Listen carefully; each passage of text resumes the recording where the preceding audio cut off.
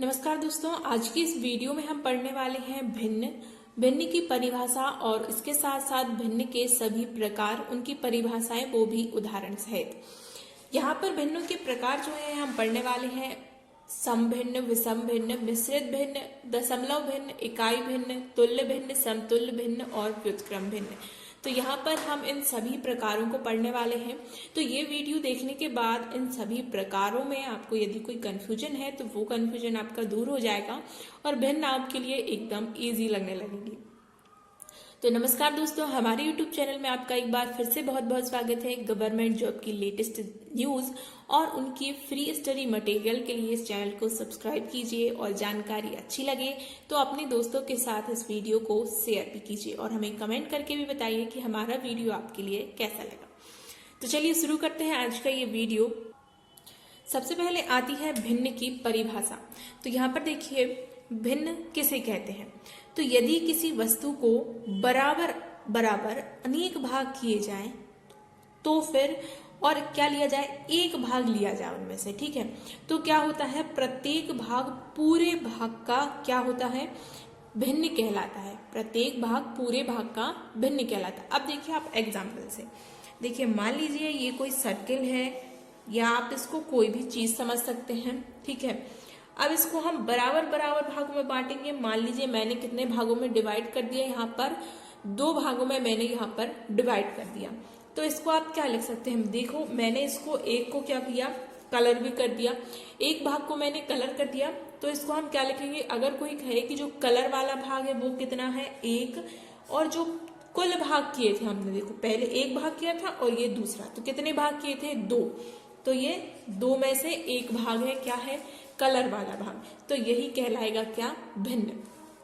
इसके बाद कोई भी मान लीजिए हमने यहाँ पर मान लीजिए एक चतुर्भुज बनाया। अब इसके हम बहुत सारे भाग कर दे रहे हैं, कितने हो गए, 4, और इसको हमने और ज्यादा बांट दिया, ठीक है। तो इस प्रकार हमारे कितने भाग हो गए, 8 भाग हमारे लिए मिल जाते हैं। देखो 1 2 3 4 5 6 7 8 भाग हमारे लिए मिल गए, ठीक है। तो यही परिभाषा है भिन्न की कि कोई आकृति है या कोई वस्तु है, ठीक है, कोई वस्तु है, इसके बराबर बराबर भाग किए, 1 2 3 या अनेक भाग किए जाएं और फिर क्या किया जाए, प्रत्येक भाग जो होगा वो पूरे भागों का भिन्न कहलाएगा। अब देखिए कितने भाग हो गए, यहाँ पर 8 भाग, ठीक है। तो हम यहाँ पर 8 लिखेंगे। और अब मान लीजिए अगर कोई पूछ रहा है कि इसमें छायांकित भाग, तो यहाँ पर 1 2 3 हमने कोई भी 3 भाग जो है इसके छायांकित कर दिया या इनको कलर कर दिया या इनको इसमें से निकाल कर अलग कर दिया। तो इसको हम क्या लिखेंगे, 3/8। देखिए भिन्न में 2 चीजें होती हैं, जो ऊपर वाली होती है इसको क्या बोलते हैं, अंश बोलते हैं, और जो नीचे वाला होता है इसको हम क्या बोलते हैं, हर बोलते हैं। और जो हर है, देखिए अंश के लिए हम p भी बोलते हैं और हर के लिए q बोलते हैं। जो q है ये कभी भी शून्य नहीं हो सकता, ठीक है, क्योंकि अगर q शून्य हो जाता है मतलब कि आपने इसको डिवाइड किया ही नहीं भागों में, इसलिए हर शून्य है। तो भिन्न में ये भिन्न लगभग परिमेय संख्या का ही एक क्या है, रूप है, ठीक है। तो यहाँ पर हम भिन्न की अगर सीधी सीधी परिभाषा कहें कि यदि किसी वस्तु को अनेक भागों में विभाजित किया जाए तो प्रत्येक भाग पूरे भाग का भिन्न कहलाता है, ठीक है। प्रत्येक भाग पूरे भाग का भिन्न कहलाता है। भिन्न आपके लिए समझ में आ गई होगी। मुख्य बातें 2 हैं भिन्न में, इसको हम अंश बटे हर के रूप में लिखते हैं। ऊपर वाली संख्या अंश होती है, नीचे वाली संख्या हर होती है और हर कभी भी शून्य नहीं होता है। चलिए, यदि आपको कोई कंफ्यूजन है तो आप हमें कमेंट करके पूछ सकते हैं। अब हम बढ़ते हैं आगे की। अब आते हैं हम भिन्नों के प्रकार की तरफ। अगर बात करें तो भिन्न के मुख्यतः 3 प्रकार होते हैं। वैसे तो भिन्नों के कई प्रकार हो जाते हैं, पर जब बात करें आपसे कोई मुख्य रूप से पूछे कि मुख्य कितने भाग होते हैं, तो भिन्न के मुख्यतः ये 3 भाग होते हैं, जिनको हम कहते हैं समभिन्न, विषम भिन्न और मिश्रित भिन्न, ठीक है। तो उचित भिन्न ही समभिन्न कहलाती है। कभी कभी ये भी आ जाता है उचित भिन्न, अनुचित भिन्न और संयुक्त भिन्न। तो यही इनके रूप हैं। उचित भिन्न ही समभिन्न कहलाती है, अनुचित भिन्न विषम भिन्न कहलाती है, संयुक्त भिन्न मिश्रित भिन्न कहलाती है। और मुख्यतः भिन्न के ये 3 प्रकार होते हैं। इनको अभी हम परिभाषा से समझने वाले हैं। आगे और प्रकारों की बात करें तो आगे आ जाता है दशमलव भिन्न, इकाई भिन्न, तुल्य भिन्न, समतुल्य भिन्न और व्युत्क्रम भिन्न। तो इस प्रकार से और ये अन्य प्रकार भिन्न के हो जाते हैं। तो चलिए अब हम इनके प्रकारों को समझते हैं। सबसे पहले बात याद आ जाती है समभिन्न की, जो हमारा सबसे पहला प्रकार है समभिन्न, जिसके लिए हम उचित भिन्न भी कहते हैं। देखिए आप ध्यान से सुनिए कि उचित भिन्न ही क्या है, समभिन्न है। अब इसकी परिभाषा कहें तो ऐसे भिन्न जिसका अंश हर से छोटा होता है, जो अंश होता है वो हर से कैसा होता है, छोटा होता है, ऐसी भिन्न कहलाती है समभिन्न। अब देखिए अगर हम इसका एग्जाम्पल देखें तो इसका एग्जाम्पल हो जाएगा 2/5। अब यहाँ पर देखिए अंश क्या है, 2 अंश है और हर क्या है, 5 है। तो यहाँ पर जो अंश है 2 5 से कैसा है, छोटा है कि नहीं है, 2 5 से छोटा है, मतलब कि अंश जो है वो हर से छोटा है। तो ये कौन सी भिन्न कहलाएगी, समभिन्न। इसके हम और एग्जाम्पल भी देख सकते हैं, जैसे कि इसको आप लिख सकते हैं 9/13, 7/8, या इस प्रकार से आप और भी कई एग्जाम्पल ले सकते हैं समभिन्न के। अगर हम कोई बड़ी बात करें, बड़ी संख्या की बात करें तो यहाँ पर आप लिख सकते हैं 999/1000। ठीक है, बस इतना इसमें ध्यान रखना है। आप समझ गए होंगे कि जो अंश है वो हर से छोटा होना चाहिए और ऐसी भिन्न क्या कहलाएंगी, समभिन्न कहलाएंगी। प्रतियोगी परीक्षा में कई बार इस प्रकार के प्रश्न पूछे जाते हैं, ऑप्शन आते हैं, एक भिन्न दे दी जाती है और ऑप्शन दे दिए जाते हैं कि यह भिन्न का कौन सा प्रकार है। अब चलिए विषम भिन्न की तरफ बढ़ते हैं। तो यह समभिन्न से विपरीत होती है, अपोजिट होती है। देखिए समभिन्न में अंश हर से छोटा होता था और अब इसमें क्या होता है, अंश जो है वो हर से बड़ा होता है। इसका हम व्युत्क्रम रूप कह सकते हैं, समभिन्न का व्युत्क्रम रूप तो नहीं कहेंगे, अपोजिट कह सकते हैं, विलोम कह सकते हैं। ठीक है, उल्टा हो जाता है। यहाँ पर जो है अंश हर से बड़ा होता है, इसीलिए ये क्या होती है, विषम होती है और इसी को हम क्या कहते हैं, अनुचित भिन्न कहते हैं। ये उचित नहीं होती, इसलिए अनुचित भिन्न, विषम भिन्न। इसका उदाहरण की बात करें तो उदाहरण हो जाएगा 5/3। अब देखिए यहाँ पर अंश क्या है, 5, अंश क्या है 5 और हर क्या है 3। तो अंश कैसा है, हर से बड़ा है, हर से क्या है, अंश बड़ा है। तो ये कौन सी भिन्न हो जाती है, ये हो जाती है हमारी विषम भिन्न। ठीक है, इसके अगर हम और एग्जाम्पल की बात करें तो ये हो जाएगा 14/3।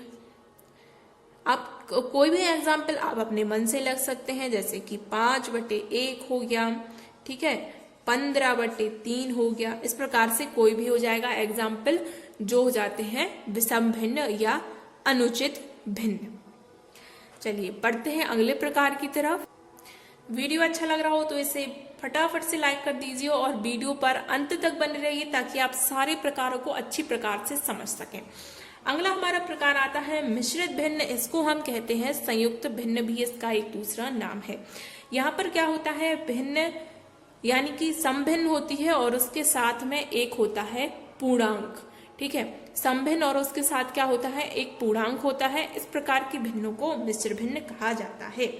तो यहाँ पर देखिए मैं जैसे लिख लेती हूँ 2 सही 1/2। देखिए इसको हम क्या पढ़ते हैं, सही पढ़ते हैं, 2 सही 1/2। इस प्रकार इसको पढ़ा जाता है 2 सही 1/2। यहाँ पर 2 क्या हो गया, पूर्णांक, 1 हो गया अंश और ये वाला 2 हो गया हर। अब देखिए अगर हम बात करें 1/2 की तो ये कैसी भिन्न है, सम भिन्न है, उचित भिन्न है। और सम भिन्न या उचित भिन्न के आगे जब एक पूर्णांक लगा हो तो वो बन जाती है मिश्रित भिन्न। अब देखिए अगर मैं कहूं कि 9 सही 7/10, क्या यह मिश्रित भिन्न है, तो आप कहेंगे जी हाँ मिश्रित भिन्न है, क्योंकि 7/10 क्या है, एक सम भिन्न है और उसके आगे लगा हुआ है एक पूर्णांक, इसलिए यह क्या है, मिश्रित भिन्न है। फिर अगर मैं बात करूंगी 5 सही 9/4, क्या यह मिश्रित भिन्न है, तो आप कहेंगे नहीं, क्योंकि जो पीछे ये भिन्न लगी हुई है 9/4, ये मिश्र क्या है, अनुचित भिन्न है, विषम भिन्न है। जबकि यहाँ पर कौन सी भिन्न होना चाहिए था, सम भिन्न। यदि यहाँ पर समभिन्न नहीं है, अनुचित भिन्न है या विषम भिन्न है, तो यह विषम भिन्न, यह मिश्रित भिन्न नहीं कहलाएगी। ठीक है, इस बात को ध्यान रखिए ना। अगला प्रकार आता है दशमलव भिन्न। ठीक है, तो दशमलव भिन्न क्या होती है कि हर में या तो 10 हो या फिर 10 की घात वाली कोई संख्या हो। देखिए, जिस प्रकार मैं लिख सकती हूँ 5/10, यहाँ पर अंश हर में क्या है 10 है, तो ये हो जाएगी दशमलव भिन्न। क्योंकि इसको अगर हम बदलेंगे तो ये क्या हो जाएगा 0.5, ये आप सभी को पता है, इसलिए ये क्या होती है दशमलव भिन्न। इसका अन्य प्रकार अगर हम देखें तो ये हो जाएगा 6/100। ठीक है, 10 की घात वाली, मतलब कि कोई भी 10 का गुणांक आपका यहाँ पर होना चाहिए।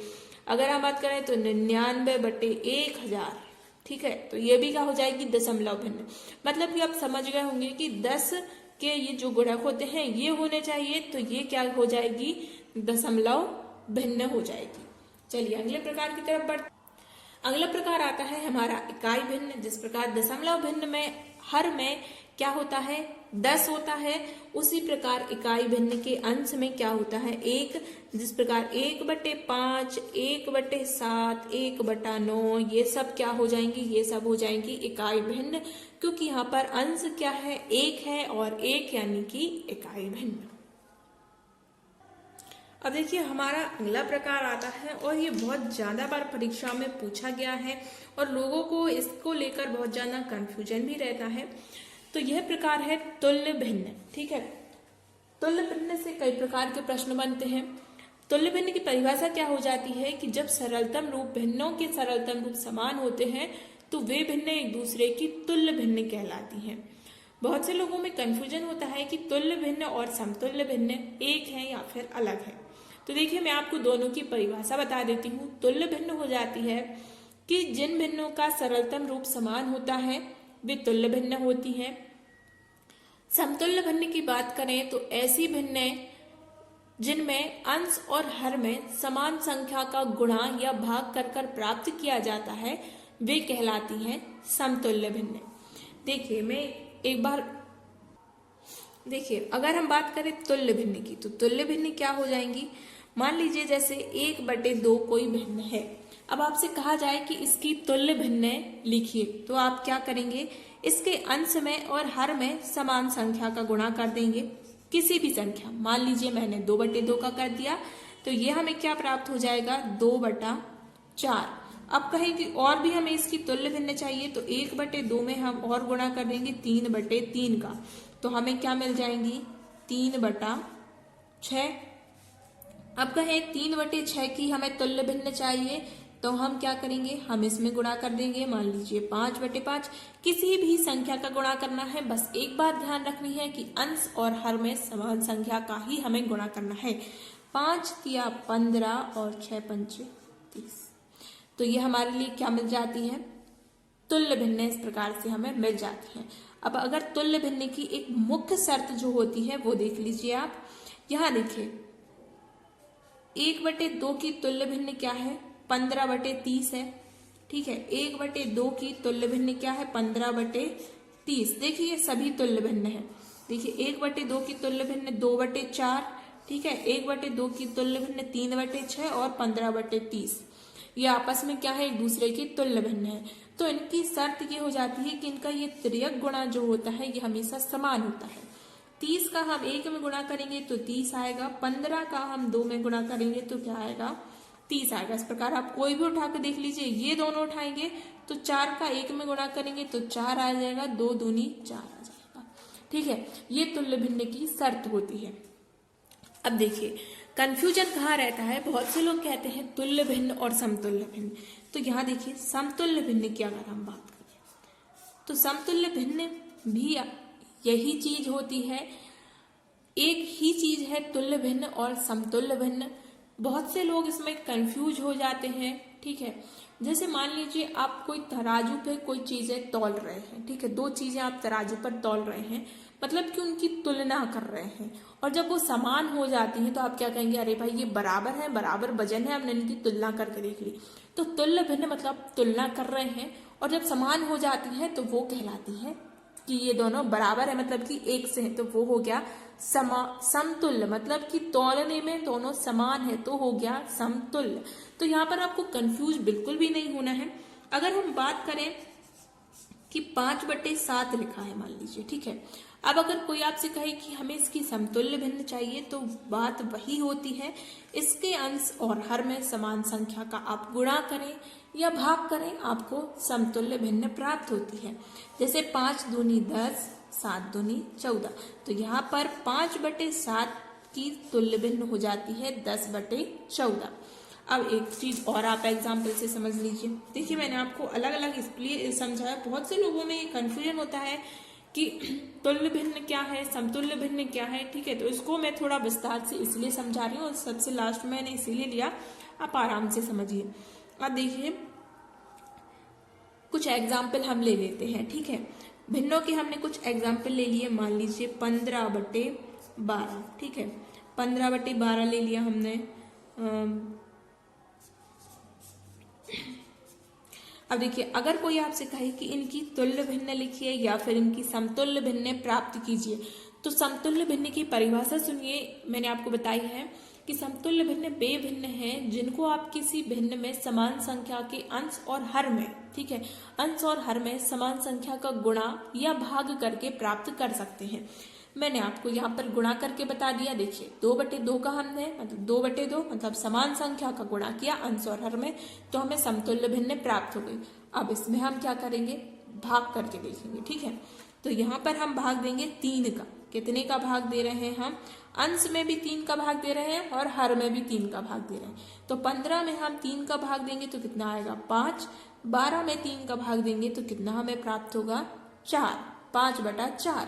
तो यहाँ पर 15/12 की समतुल्य भिन्न क्या हो जाती है 5/4। इसी प्रकार हमें मिला 12/14, तो इसमें हम समान संख्या यानी कि 2 का हम भाग दे रहे हैं, तो हमें क्या मिल जाता है 6/7। तो 12/14 की समतुल्य भिन्न हमें क्या मिल जाती है 6/7। तो अब मैं आशा करती हूँ कि आपको तुल्य भिन्न और समतुल्य भिन्न समझ में आ गया होगा। देखिए तुल्य भिन्न की परिभाषा होती है कि ऐसी भिन्न जिनका सरलतम रूप समान होता है वे तुल्य भिन्न कहलाती हैं। और समतुल्य भिन्न की परिभाषा की बात करें तो समतुल्य भिन्न वे भिन्न जिनके अंश और हर में समान संख्या का गुणा या भाग करने पर प्राप्त होती हैं समतुल्य भिन्न कहलाती हैं। देखिए मित्रों, आपको तुल्य भिन्न और समतुल्य भिन्न समझ में आ गई होगी। मैं आशा करती हूँ कि आपको समझ में आ गई होगी। और यदि कोई कंफ्यूजन अब भी बाकी है तो आप हमें कमेंट करके पूछिए, मैं उसका समाधान करने की पूरी कोशिश करूंगी। तो यहाँ अगर हम समतुल्य भिन्नों के एग्जाम्पल लिखने की बात करें तो यहाँ पर हम लिख सकते हैं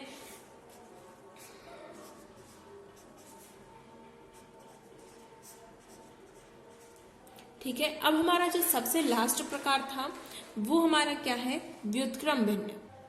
सबसे लास्ट हमारा प्रकार क्या है व्युत्क्रम भिन्न। तो अब देखिए जैसे कोई आपके पास भिन्न है, मान लीजिए 11/15 आपके पास भिन्न है, तो इसकी व्युत्क्रम भिन्न कहें मतलब कि पलट देना, अंश को हर बना देना और हर को अंश बना देना, ये हो जाती है हमारी व्युत्क्रम भिन्न। तो यहाँ पर देखिए अंश क्या है 11 है और हर क्या है हमारे पास 15 है। अब हमें हर को अंश बना देना है मतलब कि 15 अब हम ऊपर लिखेंगे और 11 अब हम नीचे लिख देंगे। तो ये क्या हो जाती है व्युत्क्रम भिन्न, ठीक है ना। व्युत्क्रम भिन्न मतलब कि अंश को हर बना देना और हर को अंश बना देना, ठीक है। अब ये 15 अंश हो गया और 11 क्या हो गया हर हो गया, ठीक है ना। अब आपको समझ में आ गया होगा व्युत्क्रम भिन्न मतलब कि पलट देना, ऊपर वाले को नीचे कर देना और नीचे वाले को ऊपर कर देना। मित्रों, अगर आपको हमारे पढ़ाने का तरीका और हमारी वीडियो पसंद आई है तो इस चैनल को सब्सक्राइब कीजिए, हमारी वीडियो को लाइक कीजिए और ये वीडियो अपने दोस्तों के साथ शेयर भी कीजिए। मिलते हैं अगली जानकारी के साथ अगली वीडियो में।